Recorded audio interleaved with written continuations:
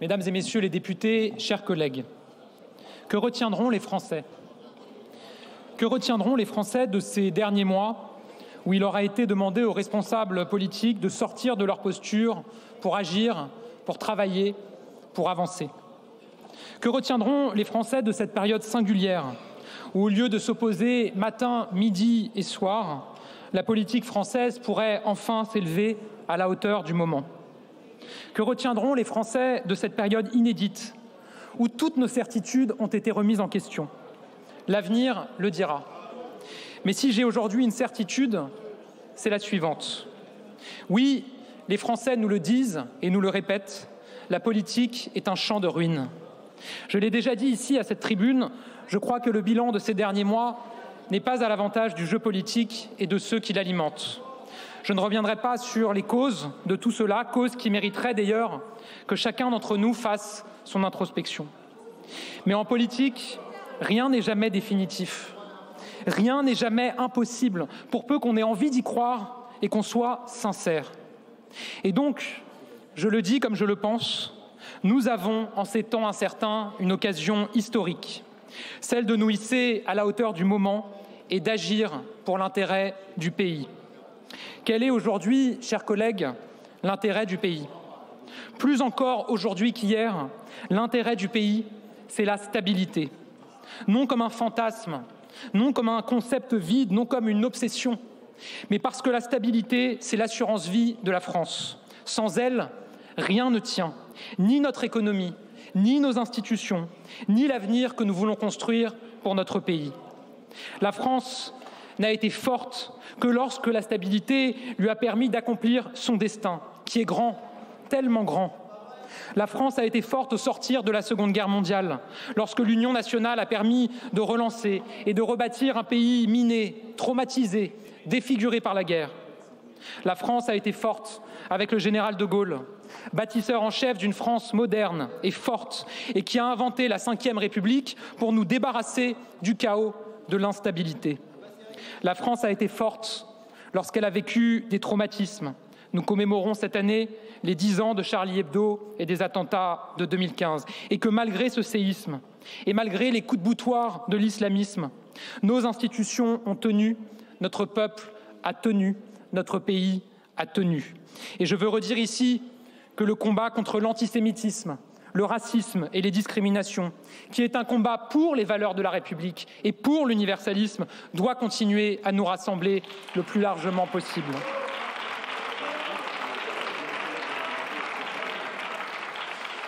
Oui, la France est forte quand elle est stable. Redonner à la France sa force, voilà l'objectif qu'avec mon groupe, nous poursuivons inlassablement depuis 2017. Et notre conviction, c'est que c'est par le travail, avec le travail, que nous y parviendrons. Oui, mes chers collègues, valoriser le travail, toujours et partout. Voilà sans doute l'une des différences fondamentales que nous avons sur nos bancs entre nos groupes. Nous pensons que c'est avec plus de travail, plus d'activité, plus d'emploi que nous nous en sortirons. Pas avec le droit à la paresse, pas avec une réduction de la quantité de travail, pas avec la retraite à 60 ans. Oui, la valeur travail est devenue une ligne de frontière de la politique française. Et nous assumons, avec ma famille politique, de la défendre vraiment. Face à l'extrême droite, qui s'oppose à tout ce qui permet de travailler plus avec la plus absolue des constances. La réforme de l'assurance chômage, l'extrême droite s'y est opposée. La réforme des retraites, l'extrême droite n'a qu'une obsession, la mettre à terre. La création de 15 heures d'activité pour les bénéficiaires du RSA, pour l'extrême droite, c'est non. Et tant pis si la moitié de ces bénéficiaires a pu retrouver un emploi grâce à cet accompagnement. Les mesures de soutien à nos entreprises, de baisse de la fiscalité pour rendre nos entreprises plus compétitives, l'extrême droite a voté systématiquement contre. Avec une certaine constance, le Rassemblement national s'est systématiquement opposé à tout ce qui permet de valoriser le travail, de sortir des centaines de milliers de Français du chômage et de la précarité. Mais cela, ils ne vont jamais le dire aux Français de classe moyenne qui triment et qui, eux, n'ont que leur travail pour s'en sortir. Et je veux le dire aussi à la gauche. Je crois que beaucoup de Français ne comprennent plus. Car le travailler plus, c'est aussi l'héritage de la gauche. Oui, réformer les retraites, c'est aussi l'héritage de la gauche. Car en 2013, cette gauche réaliste, cette gauche moderne, cette gauche qui ne craignait pas le travail, cette gauche-là, avec Marisol Touraine, a réformé les retraites en sachant qu'il n'y avait pas d'alternative au fait de travailler davantage. Alors, puisque nous parlons de travail et de retraite, j'ai bien entendu, Monsieur le Premier ministre, vos mots sur la réforme des retraites. Je veux saluer sincèrement la position courageuse qui est la vôtre. C'est cela le compromis, être capable de s'entendre malgré les différences. La réforme des retraites, notre groupe l'a portée courageusement, alors même que c'était difficile, alors même que c'était impopulaire et même très impopulaire. Et je veux rendre hommage aux députés de nos groupes, mais aussi à tous ceux qui, dans cet hémicycle, l'ont soutenu, ou encore à tous ceux qui, sans l'avoir soutenu hier, préférant à l'époque contraindre le gouvernement à utiliser le 49.3 et votant la motion de censure, ont aujourd'hui fait le choix de la soutenir avec une certaine ardeur qui ne peut que nous réjouir. C'était impopulaire, c'était difficile et pourtant, nous l'avons fait. Pourquoi ? Parce que les chiffres sont têtus. Les retraites, avant d'être une question politique, c'est une simple question mathématique. De plus en plus de retraites à financer, de plus en plus de déficits à rattraper et une population active qui a cessé de croître. Certains disent que si nous ne faisons rien, nos retraites ne pourront plus être financées dans quelques années. Mais nos retraites ne sont déjà plus financées aujourd'hui. Elles le sont en large partie par la dette. Les pensions de nos retraités ne sont pas seulement financées par les cotisations de ceux qui travaillent, elles le sont aussi par une dette contractée sur chaque enfant qui naît aujourd'hui en France. Qui peut accepter cette situation au nom d'une prétendue égalité entre les citoyens ? La réforme de 2023 est là, elle est en vigueur, elle correspond à une logique que je viens d'énoncer, plus de travail et moins de déficit. Mais en même temps que je défends cette réforme, qui était vitale, je sais aussi dire que oui, toute réforme est par nature perfectible. Je sais qu'en politique, les certitudes sont des prisons. Et donc, Monsieur le Premier ministre, nous participerons évidemment à un travail sur l'amélioration de cette réforme. Nous saluons votre sens des responsabilités et du dialogue. Et nous aussi, nous sommes ouverts à la discussion. Si des améliorations sont possibles, notamment pour les carrières longues, les carrières hachées, la retraite des femmes, nous les soutiendrons. Mais à ceux sur ces bancs qui veulent purement et simplement l'abroger ou la suspendre sans alternative crédible immédiate et donc sans se soucier des répercussions d'un tel scénario, je leur dis, nous ne sommes pas, dans ma famille politique, des adeptes du saut en parachute, surtout quand il n'y a pas de parachute. Notre pays ne peut tout simplement pas se le permettre. Tout cela, je le sais, peut porter à confusion pour les Français qui voient défiler des mots, suspension, abrogation, annulation, dont personne ne sait vraiment ce à quoi ils correspondent. Et donc nous essayons d'être clairs. Être clair, c'est d'abord essayer d'éviter de polluer le débat public.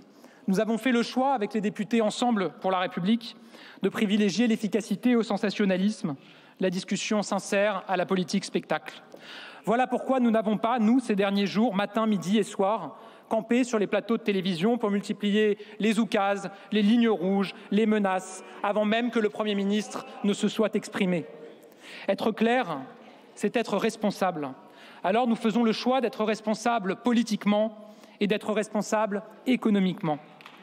Être responsable économiquement, c'est avoir le courage de dire qu'on ne peut pas se permettre d'abroger ou même de suspendre sans alternative cette réforme. Nous n'en avons tout simplement pas les moyens.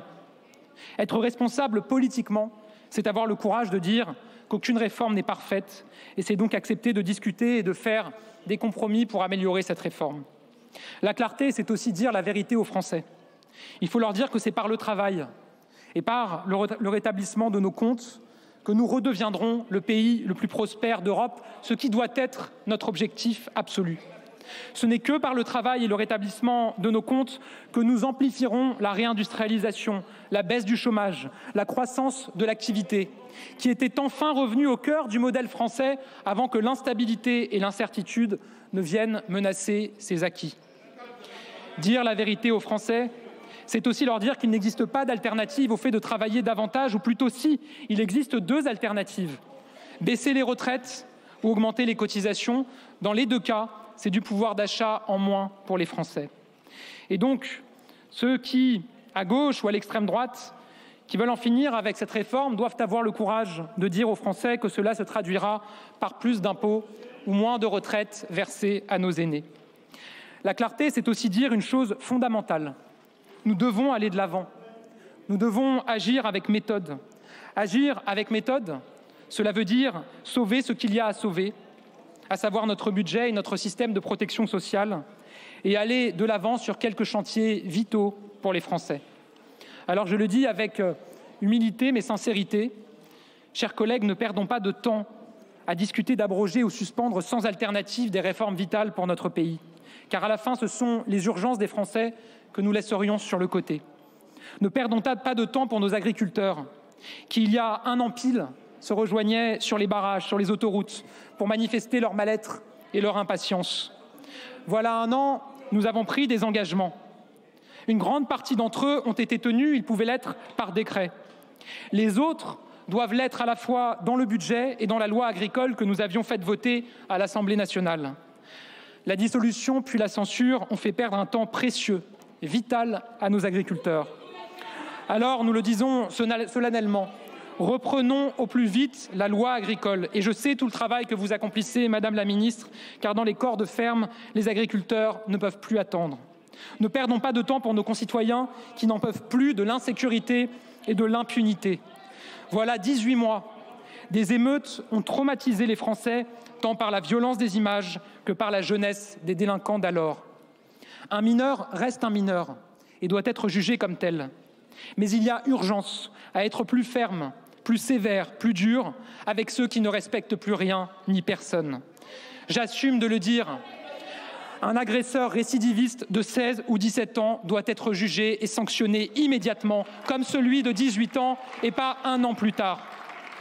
Je sais que le garde des Sceaux partage ce combat et je vous remercie, Monsieur le Premier ministre, d'avoir annoncé que vous le repreniez. Ne perdons pas de temps pour la simplification, ne perdons pas de temps pour la réforme de l'État qui a besoin de courage politique et d'économie de structure. Je veux rendre hommage au travail de notre collègue Guillaume Kasbarian, alors ministre de la fonction publique, qui avait lancé un ambitieux chantier pour lutter contre l'absentéisme dans la fonction publique et rétablir les jours de carence. Ce que nous avons entendu sur l'avenir de cette mesure nous inquiète, car cela semble être un renoncement à ce qui avait été amorcé. Oui, c'est ce courage de la réforme qui doit nous guider. Et nous pensons que cette réforme va dans le bon sens, celui des économies, celui de la justice et celui de la réforme. Ne perdons pas de temps pour un certain nombre de chantiers qui ont été discutés, mûris parfois depuis des années. Je pense notamment à la question de la fin de vie. Oui, mes chers collègues, il y a urgence à aller de l'avant. Avançons. Avançons pour les Français. Nous y sommes prêts et plus que jamais, nous sommes déterminés. Et je le dis à chacun,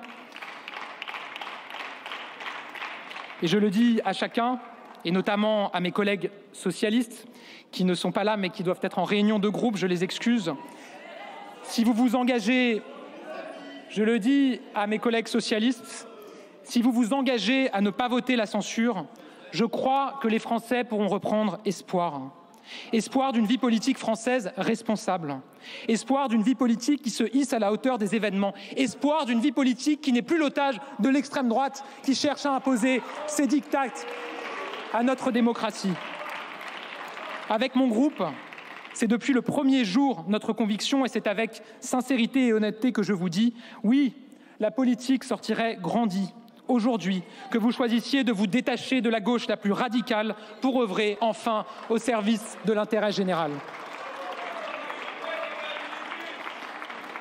Mes chers collègues, la France est dans une période à risque, à très grand risque. Et il suffirait d'un rien, d'un presque rien pour que le pays bascule. Ne soyons pas les artisans de ce basculement. Dans le contexte que nous connaissons, 3 chemins s'offrent aux députés que nous sommes. D'abord, il y a le chemin du chaos.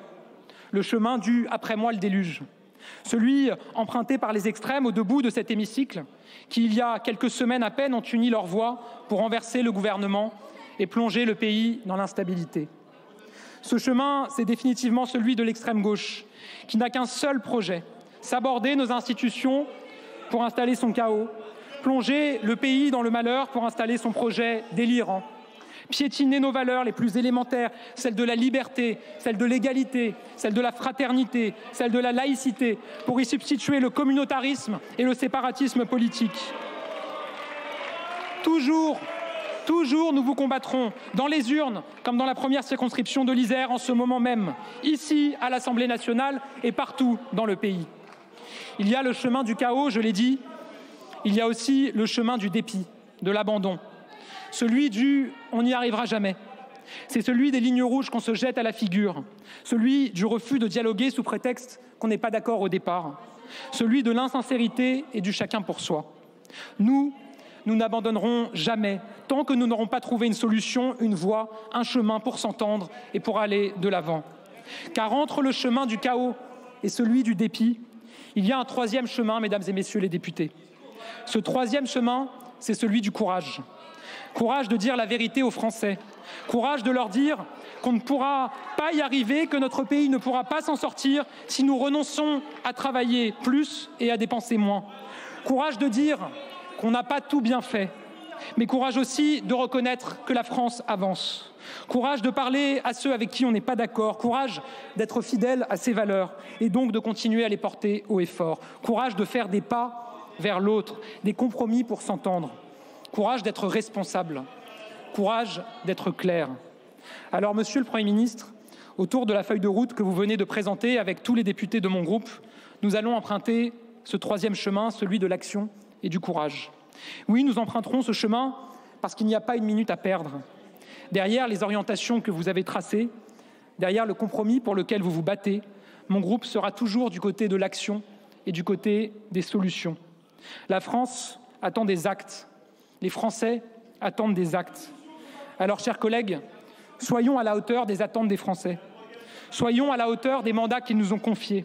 Soyons à la hauteur de la situation de la France et des défis face à nous.